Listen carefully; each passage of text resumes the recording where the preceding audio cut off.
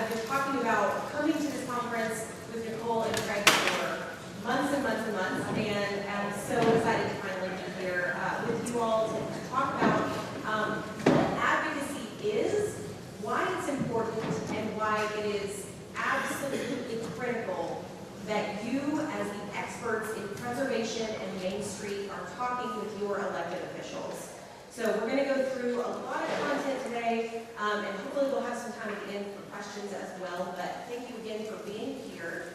Unfortunately, my colleague Kelly Hummerhauser from the National Main Street America organization was unable to join me today, but she really wishes she could be here if you have any questions specifically about Main Street things that I cannot answer. I'll give you Kelly's contact information as well. So this morning we're going to talk about why are we talking about advocacy, value of advocacy and outreach to decision makers for your Main Street or preservation program. We're also going to talk about understanding the legislative process, the legislative calendar, and how your efforts can align with the bigger picture. We're also going to cover best practices of who to contact or connect with to advance preservation policies. And also we're going to talk about media and communications to make the connection and the case for your program or your issue. So that's what we're hoping to cover today. So first, why do we advocate? We advocate to create awareness for important community needs and places that matter to us. You wouldn't be here at this conference if you didn't believe passionately in the places that make Kentucky and your community valuable and unique and rich. We advocate so that we can solve critical community problems. We also want to gain ground for continued access to resources and incentives such as project funding or historic tax credits that we've already heard a little bit about this morning. We also want to maintain existing resources. We can't rest on our laurels and think that resources are always going to be available. As Craig already noted, there are severe threats for funding for historic preservation right now. For current fiscal year, for the next fiscal year, I printed out that one pager that Craig just passed out. Those are the threats that we're facing, and we can't think that this kind of funding or these opportunities are going to be around forever. We have to continually advocate for these things. And we also advocate so that we can build partnerships to lend your organizational capacity to others. So let's just go into what advocacy is. So this is a really, really simple formula that can be used for any kind of advocacy, not just historic preservation, but one time I was speaking to some college students, and I said, you can use this kind of advocacy formula to advocate to your professor for an extension on your paper, or something like that. This can be used for any kind of advocacy.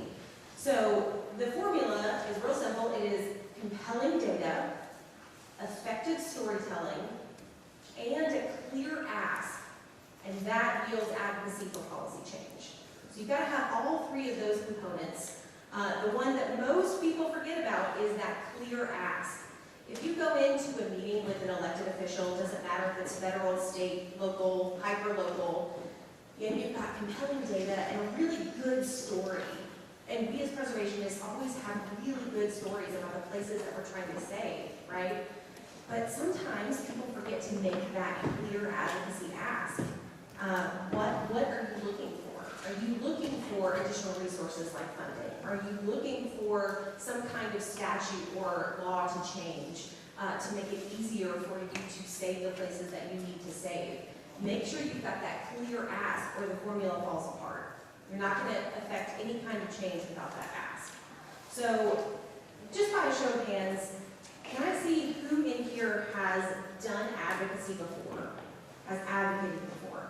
Okay, good amount of folks. Seeing some folks who did not raise their hand, but I am going to convince you that you probably already have done advocacy, and it's not just going to Washington, D.C. and talking to members of Congress, okay? So again, what is advocacy? This is just kind of a gradient of what advocacy is from least formal to most formal. So education, explaining a fact sheet to a decision maker. And when I say decision maker, I literally mean elected officials or even unelected officials. Whoever you're needing to talk to affect change, that's the decision maker. So I talk about decision maker education all the time. Research, producing, or disseminating data that makes your case, that's advocacy. Coalition and relationship building, you're doing that right now. You're building coalitions with other preservationists from across the state, folks who are doing similar work to you, and you're going to use them as resources down the line. You're making these relationships now, so you remember, oh, they were actually really successful in getting that through their city council. Let me talk to them and see how they did that. You're building those relationships right now. Doing media outreach and PR, some of that can be writing an op-ed for your local paper, right? Talking about why the historic tax credit is really valuable to your community. Okay, that's really easy to do, writing that kind of op-ed. Organizing, that's of course nonpartisan voter engagement, or just like organizing information sessions for folks in your community to educate them, to disseminate this research. And then the most formal is lobbying. So there is a difference in advocacy and lobbying, and I am a registered federal lobbyist. When I go home to Tennessee and tell family and old friends like what I do for a living, and I say, actually I'm a registered lobbyist, and I grimace, I can't believe that that's my job title. Because when you think lobbyist, you think like, dirty money and like backdoor deals and stuff like that. But I'm always happy to say, no, I lobby for amazing things. But the difference in advocacy and lobbying is that by doing lobbying work, I'm going in and asking members of Congress to vote a certain way on a piece of legislation. I'm helping their staff write legislation, stuff like that. Less formal is advocacy, and anyone can advocate. There are some prohibitions on who can do lobbying work, so government officials cannot do formal lobbying, but they can advocate, and it is critical that they do. I know that Craig comes to Washington to do advocacy for Preservation Advocacy Week annually, and he's advocating. He's not lobbying, he's advocating. He's telling elected officials why preservation is so important in Kentucky, and giving them examples and new materials and education about why it's important. So this gradient shows, again, least formal to most formal. So seeing all these different examples, now let me see, have you advocated before? Anybody who didn't think that they had done advocacy, now you're like, oh, okay, maybe I've done advocacy. All right, so it's just as easy as that. Now we're going to talk about when to advocate. So this is the kind of a typical federal advocacy timeline. Again, I do government relations and I live in Washington, D.C., and this is a totally boring time in Washington, and nothing's happening. I'm kidding. This federal advocacy calendar is really kind of a suggestion. We love when the calendar shakes out like this, but a lot of times deadlines get passed, we see continuing resolutions, all that kind of stuff. But generally, this is a pretty good timeline to follow as an advocate for federal work. So in January, there's new and returning members of Congress. Make sure to reach out to them. Even if your member of Congress has been in for years and years and years, reach out to them at the beginning of a new year. Make sure that you get on their advocate or on their newsletters. Every member of Congress has a newsletter. I used to work on Capitol Hill, and I would help my boss, the member of Congress I worked for, write these newsletters to his constituents every month, because he loved to communicate what he was up to and how he was working for them. So be sure to sign up for those newsletters from your senators and your member of Congress. February is a really good time to start to think about putting out some op-eds about the Historic Preservation Fund or the Historic Tax Credit. March and April, that's when a lot of advocates Washington, D.C., you see so many what we call fly-ins. People will be coming to Capitol Hill, 40, 50, 60 people with the same t-shirt on, wanting to talk about their issue, their specific issue. The reason this happens in March and April is that this is when things really, really get going, talking about the next year's, the next fiscal year's budget. So these appropriators are writing that budget in March and April, so that's why you see so many advocates coming to Washington then. Even if you're not coming to Washington, it's a fabulous time to reach out to your members of Congress and tell them what priorities that you want to see them put in appropriations bills. Going into May, that's where we are now, it's Preservation Month. This is a great time to invite your elected officials to speak on any events that you're doing. If you are doing a webinar, if you're doing an in-person event, ask these folks to attend virtually or in person to celebrate Preservation Month. And then in the kind of dog days of summer, this is a great time to schedule a site visit with your members of Congress. All of August is always a month-long recess. So members of Congress are not in Washington. The city gets real quiet. So if you ever want to take a family trip to Washington, August is a great time. It is a swamp, but it's pretty quiet. There are other congressional recesses in the summer as well. The July recess, Memorial Day, things like that. There's lots of times that members of Congress are home for an extended period of time. So it's a great time to schedule a site visit with them. Get them into your community, the community that they represent, and show them why preservation is important. Getting someone in a physical space can be really, really helpful for your advocacy. And then kind of getting into the last part of the year, this is when a lot of year-end packages, year-end bills are going to try to get pushed through. So stay aware and alert. You may be getting messages from me, from the National Trust, or other advocacy organizations asking you to send in a message to your member of Congress really, really fast. Because they may be voting in the next day or two on a specific issue or priority that we have. So that's a good time to pay attention to that. When to advocate for the states here in Kentucky, the even number of years, sessions may not last more than 60 legislative days and can't go beyond April 15th. So we're in an odd number year, of course, so the legislature convened January 7th, and they gaveled out on March 28th. So it's a pretty short window of time to go to the State House and advocate at the state level. But that doesn't mean that you can't contact your state elected officials year-round. They are continuing to do work year-round, and so if you are if you're advocating with them, if you're keeping them up to date on your priorities, your projects, how things are going, you're able to do that year-round. So that legislative session for this year is already over, but you are able to continue to engage with those state elected officials. At the local level, of course, there's no prescriptive, this is how every single local legislature works. Most local governments operate on a July 1st to June 30th fiscal year, but your locality may be different than that. It's really important to have, this is an example from Iowa. They just made a budget timetable for their locality.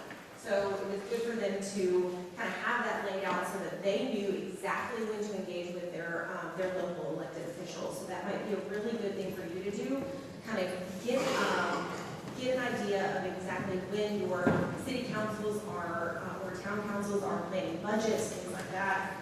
Get that down for your volunteers, for your staff. Make sure that they know when these things are happening at your local level, so you don't miss the boat on any kind of funding priorities or other legislative opportunities. So I'm going to talk a little bit about defining your advocacy target. So we've already discussed what advocacy is, why we should advocate, and when we should advocate. So now let's talk about the who. Who are we advocating to? Selecting your advocacy target based on your advocacy needs. It may not always be that you need to go advocate to Senator McConnell, right?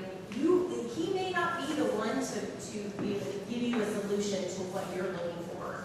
It may be that you need to go advocate to the governor instead.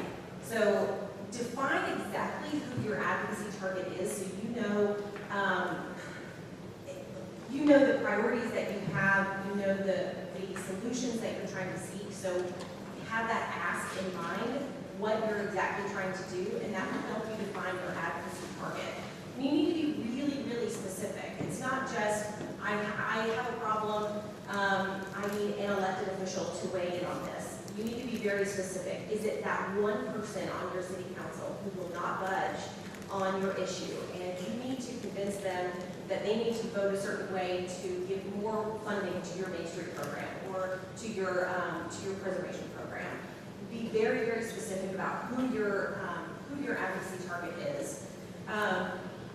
I also want to point out here too that staff are decision makers, so they might not be elected officials, but the folks who work with and for the elected officials are wonderful allies to have when you're trying to pursue advocacy.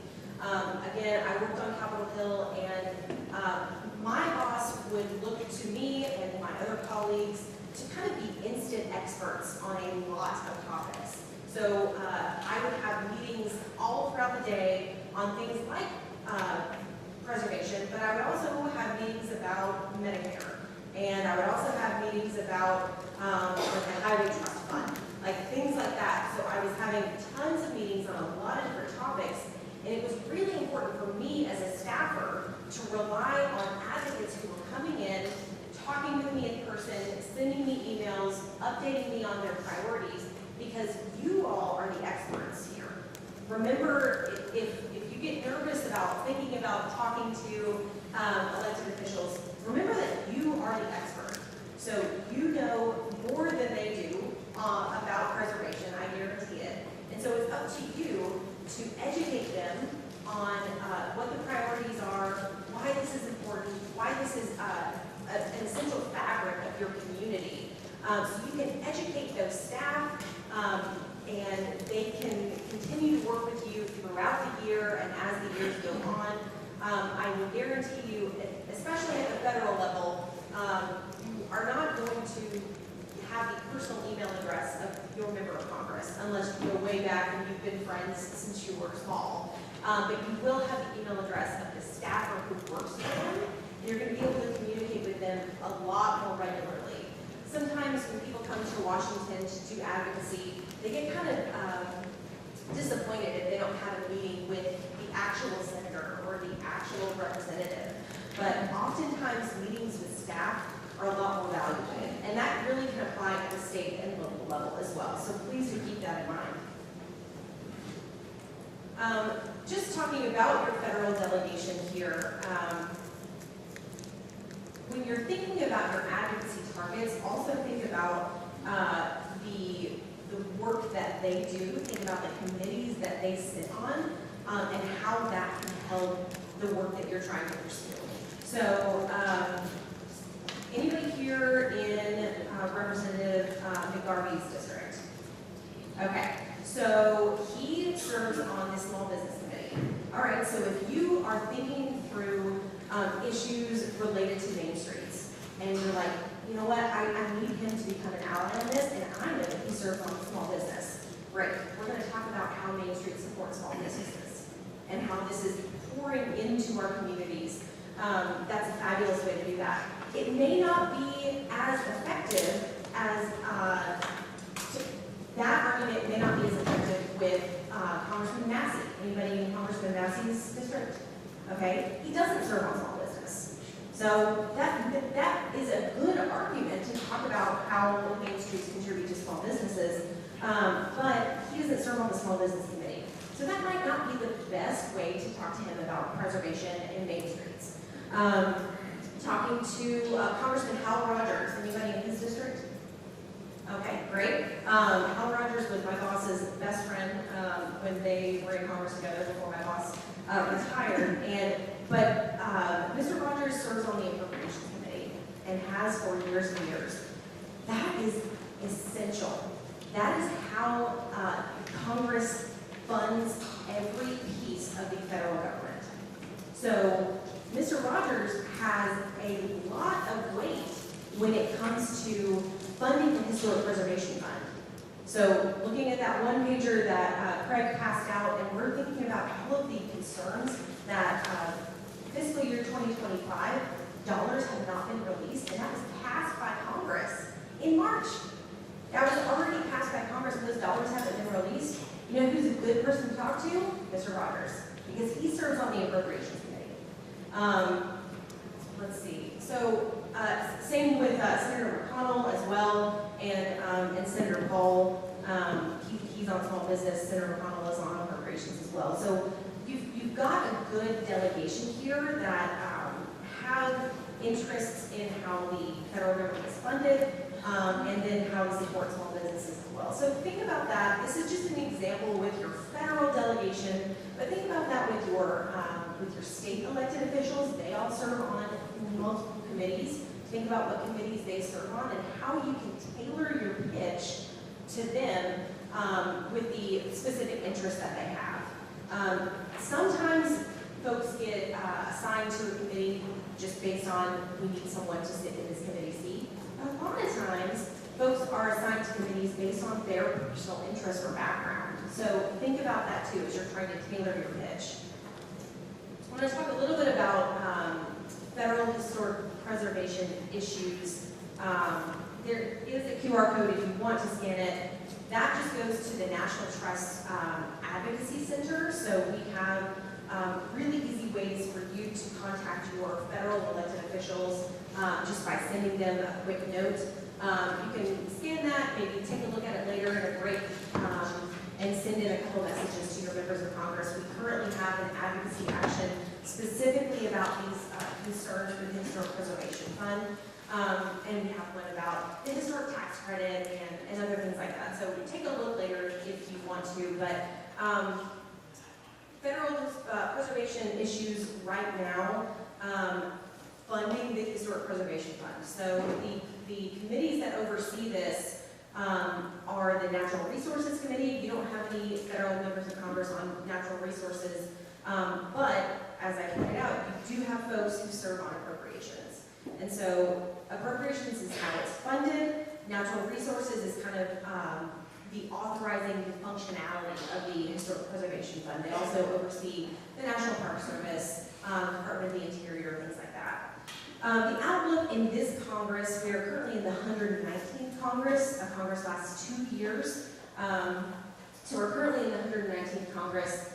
The authorization for the Historic Preservation Fund actually expired in September of 2023. Now, it's a little bit wonky and confusing. Okay, the authorization expired. How are we still having a Historic Preservation Fund? Programs at the federal level, and some at the state level too, have to be reauthorized every so often, every 5, 7, 10 years, something like that. This gives Congress a little bit of authority to look at a program or an agency and review how it's working. Is it working the way we need it to work? Do we need to tweak it? Things like that. So the authorization for the Historic Preservation Fund expired, but it still can receive dollars appropriated by Congress. So we're working to get the Historic Preservation Fund reauthorized, and we're wanting to improve the program itself, but we're able to still ask for appropriated dollars to go into the Historic Preservation Fund. So that's just a little bit of background there. But you see all of those immediate threats there. That's on your one pager as well. Those fiscal year 2025 funds have not been released. I'm getting emails and calls from state historic preservation offices across the country talking about how they're going to need to lay off staff in the next month, in the next 3 months. And this is staff who are doing the sort of tax credit reviews, both if they have a state historic tax credit and federal. So that would mean that there's going to be a huge backup on doing those historic tax credit reviews. So those are the immediate threats, things we're concerned about there. Again, this is the historic tax credit, the federal credit. So this is a federal credit for the rehabilitation of revenue-generating buildings. The committees that oversee it in Congress are the House Ways and Means Committee and the Senate Finance Committee. Kentucky doesn't have any members who serve on those committees, but there are other very dedicated members on those committees. What we're looking at for the 119th Congress here is, you may have been hearing a lot on the news about reconciliation, which is a process that House and Senate Republicans are trying to use to push through a bunch of tax legislation really quickly. The reason why this is a big year for tax is because in 2017, Congress passed a lot of tax legislation. And all of those provisions are expiring at the end of this year. So either they're going to renew those provisions or they expire. So that's why there's a ton of tax work happening on Capitol Hill right now. And so it's a really good opportunity for us to advocate for the historic tax, the federal credit, make sure that it's protected, that it continues to be a credit. It has for over 40 years. We want it to continue. But also, this is a great opportunity for us to try to get improvements to that historic tax credit. It hasn't seen any significant improvements since its inception over 40 years ago. So this is a really good moment for us, while Capitol Hill is so focused on tax issues, for us to jump in and say, hey, the federal historic tax credit is doing great things, and here's how you can help. Again, that immediate threat goes back to the funding issues, because if SHPO offices can't process these tax credit reviews, then that means that the credit is unable to function as it should. So that's the immediate threat there. Again, that's just that QR code if you want to take action at another time. So responding in the moment, your representatives need to hear from you on the direct impacts of what's happening in DC. So sometimes it can be a little bit overwhelming to listen to the news or read the newspaper and see all of the things all of the noise that's coming out of Congress. But at the end of the day, it all comes back to your local community. Most lawmakers, and I know specifically your Kentucky delegation in Congress, those lawmakers really do think about how it affects local communities back home that they represent. So they need to hear from you about what it would mean if there is no historic preservation fund, what it would mean if the Kentucky SHPO office was closed, what it would mean if there was no way to do federal historic tax credit projects, that those investments would stop in your community. They need to hear that. Tell the truth, no more, no less. Sometimes you hear a lot of exaggerations and things like that. Talk about what's happening in your community in a very real and honest way. And at the end of the day here, we're really talking about relationship building. If you're talking to your member of Congress, your mayor, the governor's office, if you're doing that once a year, that's not relationship building. If you're checking in with that congressional staffer every 8 weeks or so, hey, this is what we're working on. I told you about this a couple of months ago. We wanted to update you on how this project is going. Things like that. You're building these relationships with these people so that they can expect that you are a trusted and thoughtful partner with them as they're doing this policy work. So know who represents you. You already talked about your federal delegation. Know who represents you at the state level. Know who's on your city or town council, or however your local municipality works. Leverage those grass-tops connections. We talk a lot about grassroots advocacy, which is kind of like a lot of people joining in on an advocacy action. But grass-tops connections can be really, really valuable. So if you are at an organization that has a board, use your board to leverage the connections that they have. They may be on a first-name basis with your member of Congress. They may have their personal cell phone number. Use those connections. Sometimes we say that 100 grassroots messages can be as effective as 10 grass tops messages. So if you know someone who can easily write an email or make a phone call to the elected official that you're trying to reach, leverage those grass tops connections. One thing I want to point out here, something to do, is being likable and credible. Think about the advocacy formula that I gave you before, of having compelling data, rich stories. You can walk in and have that compelling data and a really good story. That makes you credible, but does that make you likable? Make sure that you're wanting to, showing the elected official, showing the staff that you're wanting to partner with them in a way that makes them want to partner with you. Be likable and credible. Don't lose focus if you have a frustrating conversation with the person that you're trying to reach. Don't lose focus on all of the many other things that are happening at the federal, state, or local level. Remember that you are probably the only person that's going to talk to them about preservation or Main Street issues. Nobody else is going to go in and talk to them about these things. It has to be you. So if you waste your time in a meeting with them talking about other issues that don't pertain to preservation, then you've missed an opportunity because they are not hearing about these issues from anybody else. So don't lose focus on those things. This is just an example of a town in Michigan. This is their Main Street program. This is just, it's a really good visually impactful example of an evergreen advocacy piece. Anybody have any things that stand out to them? You're not able to read the words, but the words don't really matter here. What stands out to you on this advocacy piece? Dollar amounts, that's huge. People need to see dollars that are coming in and out, right? How that's impactful. Anything else? All the numbers, yep. It's also just pleasing to look at. It's nice colors. There's not too much information. There is a little white space here and there. You don't have to jam everything in.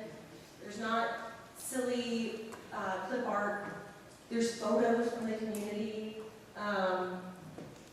Yeah, this is just a really good advocacy piece. So think about producing something like this for the program that you run, for the organization that you're in, for the work that you're doing.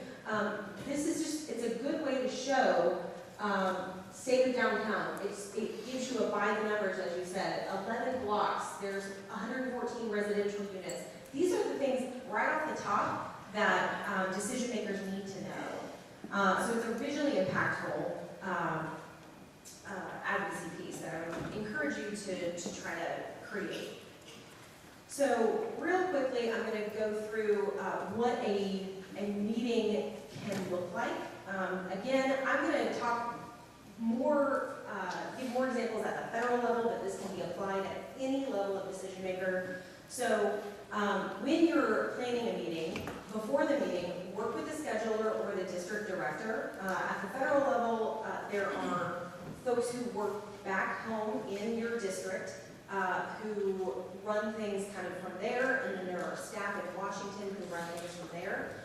Get to know your district director or state director or your senators.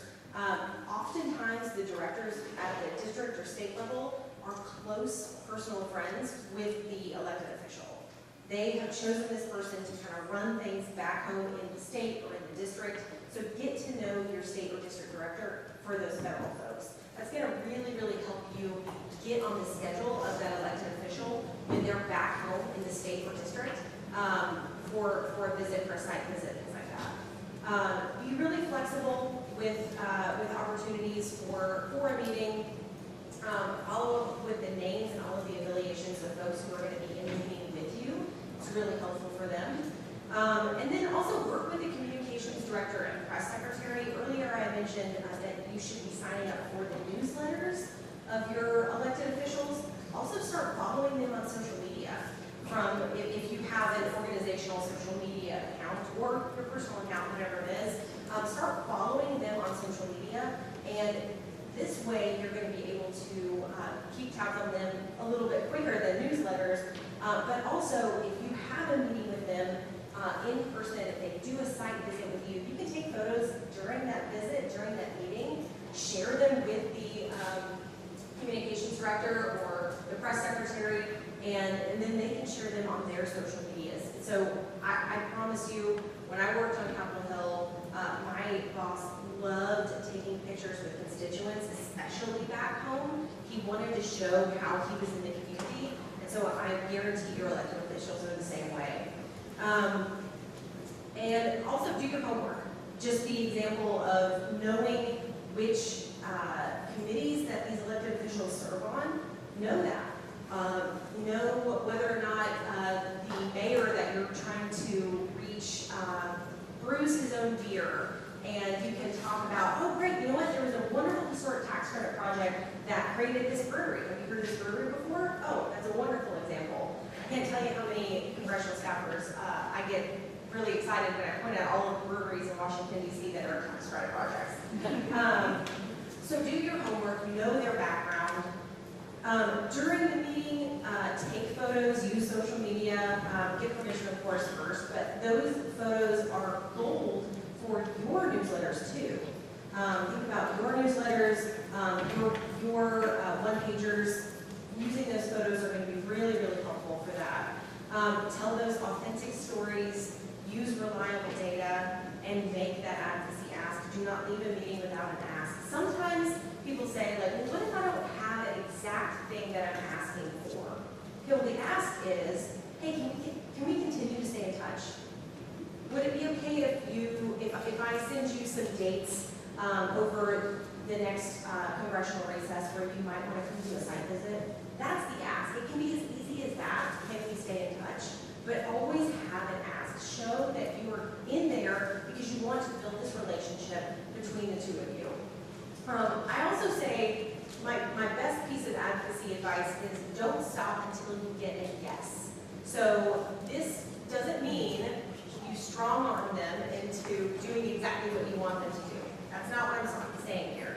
I'm saying don't stop until you get a yes so that you can end the meeting on a positive note.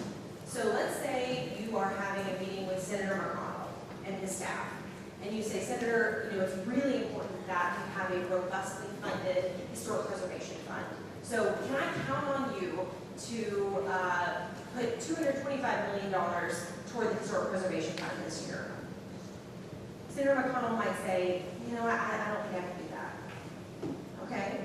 You could just leave it there and end the meeting with that no, and kind of ends the meeting on a sour note. You can follow up and say, well, Senator, I know that you are really interested in historic preservation. Would it be okay if maybe I reach out to you and next time that you're home in Kentucky, we set up a site visit and you can come and see the work that we're doing in our local community? Would it be okay if I follow up with your staff about that? He's probably going to say yes, right? So then you ended the meeting on a positive note. You're showing that you want to continue this relationship with him, and you're also showing that you are going to follow up. You're not going to end the meeting right there, and he won't hear from you again for another year. You're showing that you're going to follow up, that you want to continue this, and that you want to win his support. After the meeting, of course, always send a thank you note to the member of Congress, to the elected official, but also to the staff that you worked with too. Include any follow-up materials. Lots of times in a meeting, you might be really, really prepared and have excellent data and a great story, and the elected official or the staff member might ask you a question that you do not know, and you're not prepared to give an answer on that. And that's okay. When you follow up, when you send a follow-up note, you're going to be able to give them the information that they asked about. You can say, hey, I remember you asked about this one specific thing. I didn't have the answer for you then, but I talked to some colleagues, and here's the answer for that. Or here's the website where you can learn more about that. That's a great way to show that you were paying attention, and also to not make anything up during the meeting. And also just check in to see if they've taken action on anything that they said yes to. If you did get them to say yes to sponsoring a piece of legislation or something like that, follow up and say, hey, were you able to get that co-sponsorship in? Thank you so much for agreeing to do that. I just wanted to make sure that you were able to get that in, or if you needed more information. Follow up with that. I know that we are a little over time. We did start late. That's okay. Real quick, the last thing that I'll do is talk about framing your advocacy ask. So we've had all of the pieces of what advocacy is: the data, the story, the ask. You have all of those in your mind of exactly how to do that, and also the target, the advocacy target. Now let's talk about framing the ask. So if you were to go into a meeting with your mayor, you're my mayor, okay? And I'm going to go into a meeting with you, and I would say, you know what? You have not helped at all with historic preservation. You do not support budgets that are contributing to our Main Street program. You have been terrible on this. I have tried to get a meeting with you. This has been awful. Security! So the frame that I've come in is kind of a negative frame, right? All of those things could be true. This mayor could not have supported budgets that contribute to Main Streets or preservation, and maybe it has been super hard to get a meeting with her, and things like that. All of those things could be true, but I started the meeting with a really bad frame. So, in a different way, I could say, Madam Mayor, it is so nice to finally get on your schedule. I know that you are very, very busy, and it's been a struggle to get on your schedule, but I'm so glad we're able to. You know what? I know that you're thinking about the town's budget for next year. I wanted to point out ways that historic preservation and Main Street programs are really contributing to the bottom line on our town, how it's bringing in tax dollars. Can I show you some ways that you can maybe support that? See, okay, so now she may not write us into the budget, but we started the meeting on a much better tone. So that's what I'm talking about with framing your meeting. So, all right, I've got some of these printed out. Take a few. I may not have enough for everyone. Take a few of these. If I don't have enough, you can maybe just write it on your notepad. But think about your advocacy work that you're trying to do. The ask that you have. There's not a spot on here for the target, but write down exactly who your advocacy target is. Sorry, y'all, I am going to run out. Maybe you can just recreate this on your notepad. But think about your, if you can't see it from the back there, at the top there it says frame. Then think about the data you use, the story you tell, the compelling story, and the advocacy ask. And again, write down who your advocacy target is. So it may be the governor, but it may be that one really persuasive person on your city council. Think about who your advocacy target is for your advocacy goal. What are you asking for, and who is the one that's going to make that easier for you? Sorry I ran out of this. Take just like 2 minutes to think about this.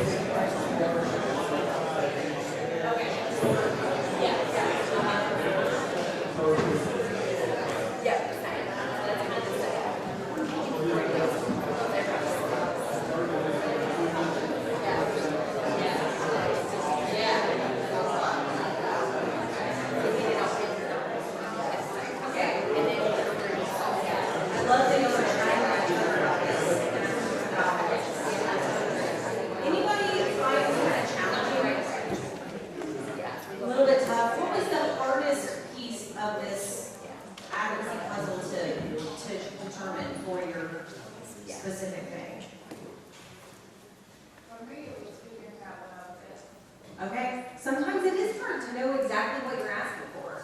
You think, okay, I got a lot of problems, or I've got a lot of things I need to solve. What exactly is the thing I need to ask for? Sometimes it's really hard. What else is challenging? Anything else? Yeah. My example that we were using was surgery funding. Okay. That makes it a little harder, I think, sometimes. Yeah. Why do you need more? Why do you need more?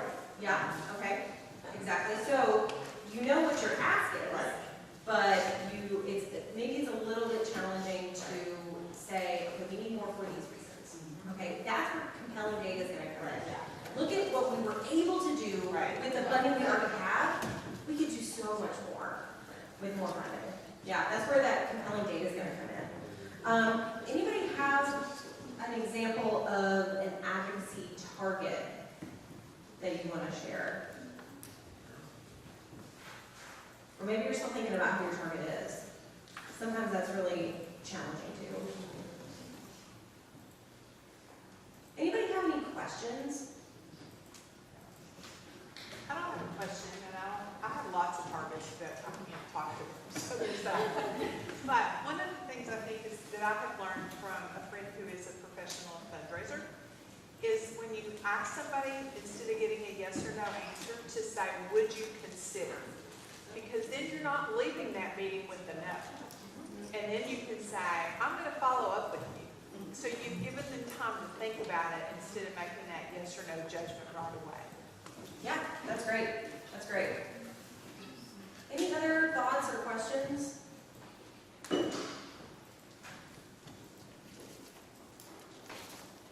Great. Well, my information is right there. If you do have any other questions or things that occur to you where you're like, I can't determine what my ask is, or I can't determine what what data I should be using or something like that, feel free to reach out to me.